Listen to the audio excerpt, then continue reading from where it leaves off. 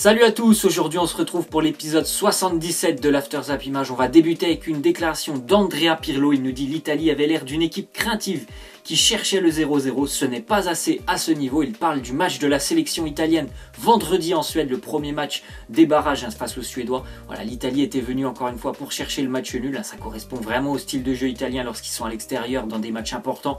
Toujours, surtout, n'encaisser aucun but. Ils n'ont pas réussi à le faire vendredi en Suède. Un petit peu comme l'équipe de France il y a quelques mois. Ils sont venus chercher un match nul. Voilà, ils se sont fait piéger comme la France. Donc l'Italie est maintenant menée 1-0 dans ce match. Ils auront la deuxième manche ce soir. C'est vrai que cette équipe, elle a eu beaucoup de mal vendredi. Elle a eu beaucoup le ballon, mais sans trop être dangereuse face aux Suédois. Ils n'ont pas eu énormément d'occasions. Ils ont pris un but contre son camp. Enfin, une balle qui était contrée. C'est dommage pour les Italiens parce que je pense qu'ils méritaient quand même le 0-0. Mais voilà, ils ont quand même maintenant un but de retard. Le retard, il va falloir le combler ce soir à San Siro. Ensuite, on voit une déclaration de Marcus Berg, l'attaquant suédois. Il nous dit: en seconde période, les Italiens ont tout fait pour que je prenne un deuxième carton. Ils ont voulu me provoquer. C'est trop de cinéma, beaucoup trop. Et en plus de ça, ils ne sont pas bons acteurs. Marcus Berg, il a pris un carton jaune au bout de 2 minutes de jeu vendredi contre l'Italie. C'est vrai qu'on peut s'attendre contre les Italiens à ce qu'il y ait un petit peu plus de vice que d'habitude lorsqu'on joue face à l'Italie.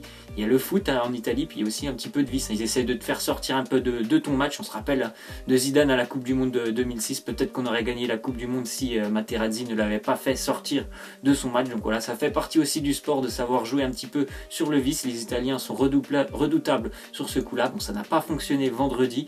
Peut-être que ce soir, ça ira un petit peu mieux déjà sur le plan technique et tactique pour eux. Et j'espère aussi qu'ils vont quand même se qualifier. Je préférerais voir l'Italie que la Suède en Coupe du Monde.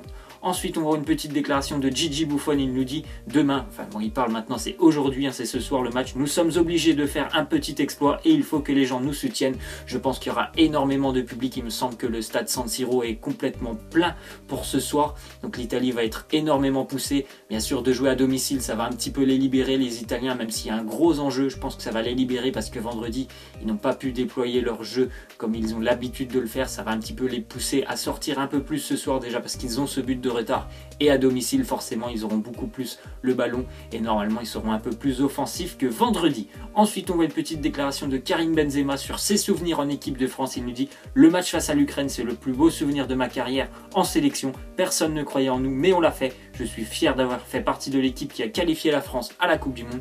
Je pense que tout le monde se souvient de ce match face à l'Ukraine.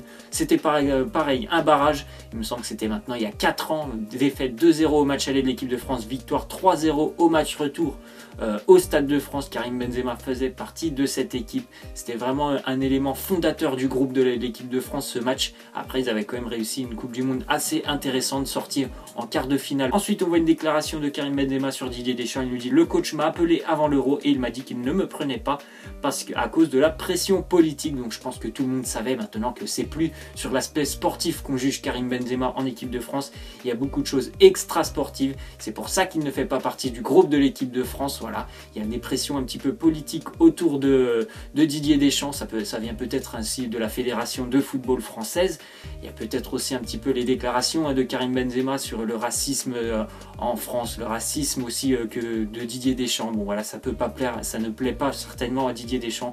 Mais voilà, on apprend aussi qu'il y a énormément de pression autour de Didier Deschamps. Ensuite, on voit quand même les statistiques de Karim Benzema en équipe de France. C'est le joueur le plus décisif parmi ceux qui sont encore en activité. Il devance Olivier Giroud qui a 37 buts. On compte les buts plus les passes décisives. On sait tous que Olivier Giroud est devant maintenant au compteur de buts face à Karim Benzema. Mais c'est vrai que si on prend en compte les passes décisives, Karim Benzema est loin devant Olivier Giroud et Antoine Griezmann. Ensuite, on voit une petite info qui concerne Lassana Diarra, l'ancien joueur de l'Olympique de Marseille qui est parti aux Émirats cet été. Il pourrait revenir en Europe. Il y a beaucoup de clubs qui sont intéressés, des clubs turcs, des clubs français, ainsi que quelques clubs de Major League Soccer. Bon, Lassana Diarra maintenant il est quand même vraiment sur la fin de sa carrière. C'est un joueur, je pense, qui peut apporter à certaines équipes, mais s'il veut jouer les premiers rôles dans un club, ça peut être quand même compliqué. En plus, il est régulièrement blessé, donc je ne sais pas si ce serait une bonne nouvelle qu'il revienne par exemple en Ligue 1, mais il y a d'autres clubs qui pourraient l'intéresser, par exemple en Major League Soccer. Ensuite, on voit que Dries Mertens, l'attaquant du Napoli, serait intéressé par un départ du côté de l'Atlético Madrid. C'est surtout l'Atlético qui est intéressé. Je ne sais pas si Dries Mertens, lui, il veut partir de Naples.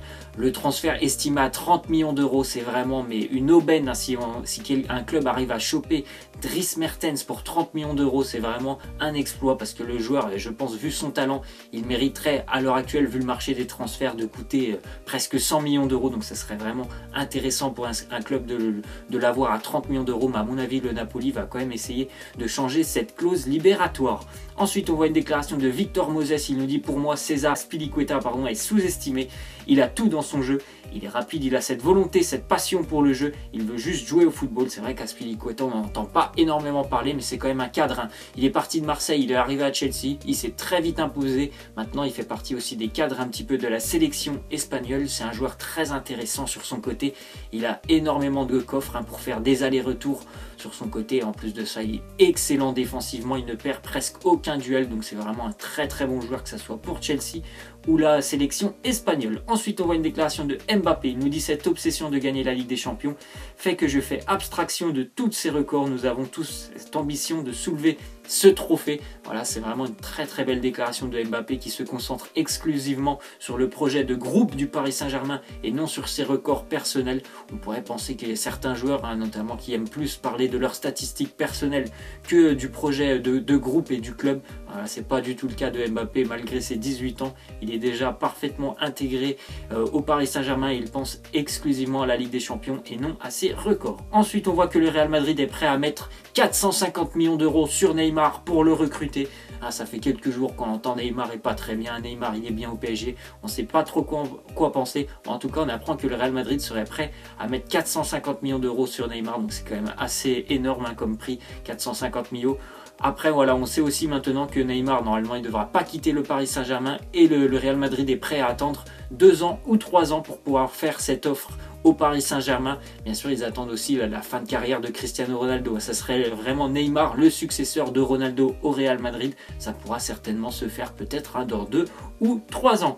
Ensuite, on voit le parcours d'Hervé Renard, le sélectionneur du Maroc. On voit qu'en 2012, il a été vainqueur de la CAN avec la Zambie. 2015, il a été vainqueur de la CAN avec la Côte d'Ivoire. Et en 2017, il qualifie le Maroc pour la Coupe du Monde 2018. Le Maroc qui n'avait plus été en Coupe du Monde depuis maintenant 20 ans. C'est vraiment un sélectionneur très très intéressant et très très intelligent. Hervé Renard, il arrive à sortir le meilleur de ses sélections. À chaque fois qu'il prend une sélection, ça se passe très très bien pour lui. C'est un amoureux de l'Afrique.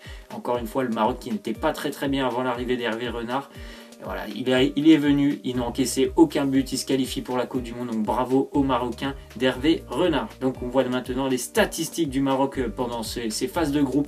6 matchs, 3 victoires, 3 nuls, 11 buts marqués et une défense de fer menée par un Mehdi Benatia énorme. 0 but encaissé pour les Marocains. Bravo à eux, ils seront présents en Russie l'année prochaine. Ensuite, on voit une petite déclaration de Mats Hummels. Il nous dit: les Français ont une incroyable diversité de jeunes joueurs. À ce niveau, j'ai rarement vu une telle chose. C'est vrai que l'équipe de France a un niveau exceptionnel, on va dire, dans ses jeunes talents, parce que tout le club, toute la sélection a presque que des jeunes joueurs qui ont à peu près 20 ans. C'est quand même assez incroyable. Vous pouvez regarder toutes les sélections en Europe. Il n'y en a pas énormément qui ont autant de joueurs que nous.